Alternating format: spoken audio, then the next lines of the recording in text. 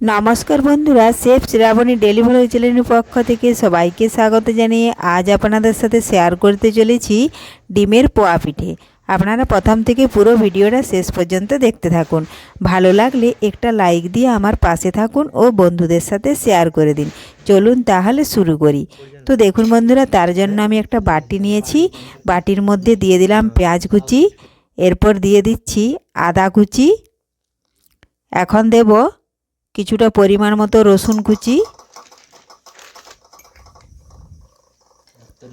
এই দেখুন রসুন কুচি দিয়ে দিলাম। এখন দেব আমি পরিমাণ মতো হলুদ গুঁড়ো, আর দেব পরিমাণ মতো লাল লঙ্কার গুঁড়ো। এখন দেব কাঁচা মরিচ কুচি। ঝালটা আপনারা আপনাদের পছন্দ মতো দেবেন, যে যতটাই ঝাল খেতে পারেন সে কিন্তু ততটাই ঝাল দেবেন। আমি দিলাম ভাজা মশলা 1 চামচ আর 1 চামচ গোলমরিচের গুঁড়ো। ভালোভাবে সমস্ত উপকরণগুলো এইভাবে একটু মিশিয়ে নেব।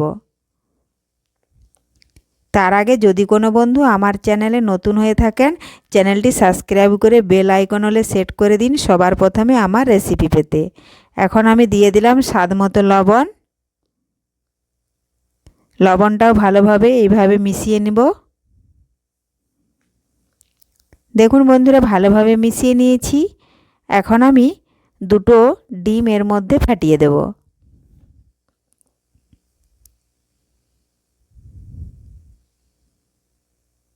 এই দেখুন একটা ফাটিয়ে দিলাম, আর একটা ডিম ফাটিয়ে দেব।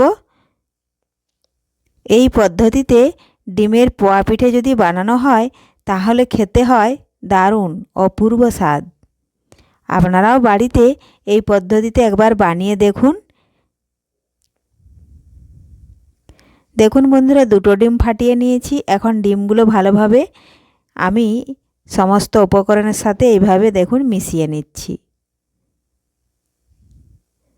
মেশানো হয়ে গেলেই আমি পরিমাণ মতো চালের গুঁড়ি দিয়ে দেব। এই দেখুন এইভাবে কম কম করে দিয়ে চালের গুঁড়িটি দেখুন আমি মিশিয়ে নেব।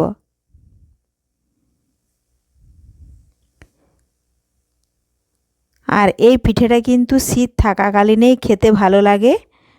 গরমের দিনেও হবে, কিন্তু অতিরিক্ত গরমে খাওয়াটা কিন্তু ভালো নয়। এই জন্য এটা শীত থাকাকালীনেই আপনারাও বাড়িতে একবার বানিয়ে দেখুন। দেখুন বন্ধুরা, মিশিয়ে নিয়েছি।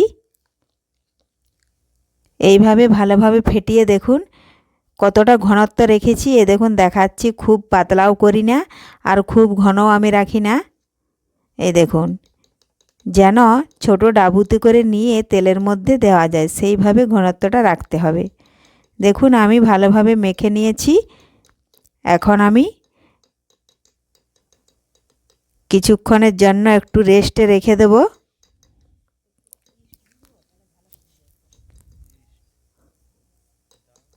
আপনারা তো অনেক পিঠে খেয়েছেন, একবার এইভাবে ডিমের পিঠে বানিয়ে দেখুন, খেতে হবে অপূর্ব স্বাদের।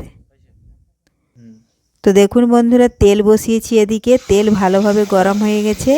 এই দেখুন আমি একটা ছোট্ট ডাবু নিয়েছি, এই ডাবুর মধ্যে নিয়ে আর এই দেখুন দিয়ে দিচ্ছি।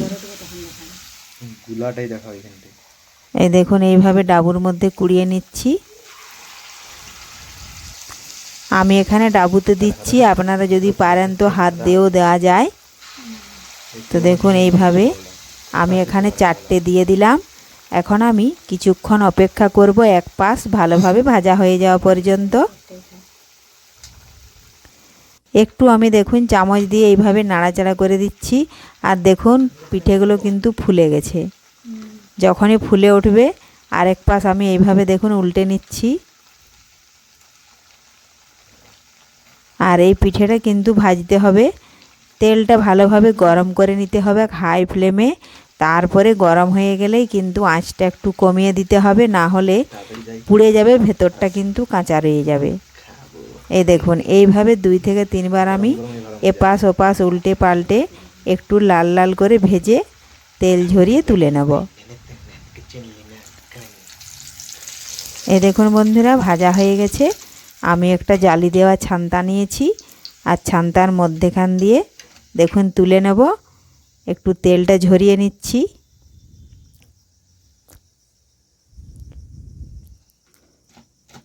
এই দেখুন তেলটা ঝরে গেছে। এখন আমি একটা জামবাটির মধ্যে রেখে দেব। জামবাটির মধ্যে আমি কিন্তু কাগজ দিতে ভুলে গেছি, আমি পরে কাগজটা দিয়ে দেব। আর একবার দেখুন বন্ধুরা, কাগজ দেওয়া হয়ে গেছে। এইভাবে সমস্ত ডিমের পোয়া পিঠেগুলো আমি বানিয়ে নিয়েছি। রেসিপিটি ভালো লাগলে লাইক, শেয়ার, কমেন্ট করতে অবশ্যই ভুলবেন না বন্ধুরা। ধন্যবাদ। ফিরে আসবো আমি আবারও কোনো নতুন রেসিপি নিয়ে।